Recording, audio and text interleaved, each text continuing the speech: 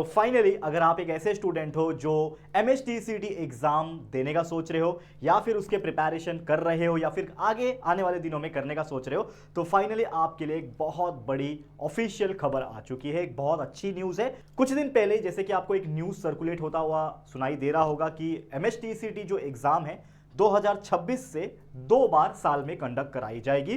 तो इस खबर पे ऑफिशियली मुहर जो है वो लग चुकी है। हमारे higher and technical education minister Chandrakant Patil sir, इन्होंने भी अपने ट्विटर अकाउंट पे ऑफिशियल तौर पे जो है पोस्ट कर दिया है एक्स अकाउंट पे।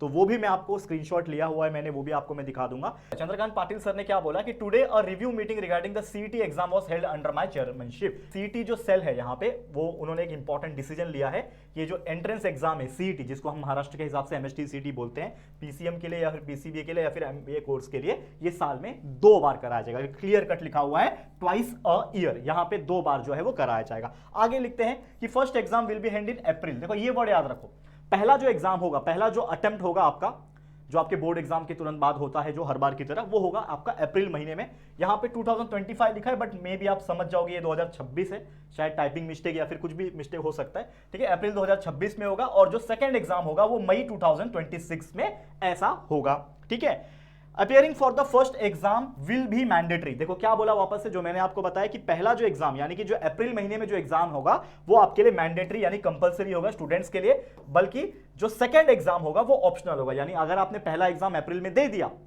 और आपको दूसरा वाला जो मई में है वो नहीं देना है तो कोई बात नहीं, आप नहीं भी दोगे तो भी चल जाएगा, लेकिन पहला वाला अप्रैल वाला कंपलसरी है अगर आप MHTCT दे रहे हो तो। If a student appears for both exam, अगर आप ऐसे बच्चे हो तो दोनों एग्जाम देना चाहते हो, अप्रैल में भी आपने दे दिया अटेम्प्ट, दूसरा अटेम्प्ट आपने मई में भी दे दिया, तो दोनों एग्जाम अगर आपने दिया तो the exam with the higher score, देखो क्लियर कट लिखा है, the exam with the higher score will be considered for admission. यानी आपका जो एडमिशन है, मान लो आप इंजीनियरिंग, अच्छे इंजीनियरिंग कॉलेज में आप सोच रहे हो एडमिशन लेने का, तो वहां पे एडमिशन किसके आधार पर होगा, ये दोनों अटेम्प्ट के जिसमें जिस एग्जाम में सबसे हायर मार्क्स आपको मिलेंगे वही हायर मार्क्स आपका कंसिडरेशन में, स्कोर जो है वो कंसिडरेशन में लिया जाएगा एडमिशन के लिए।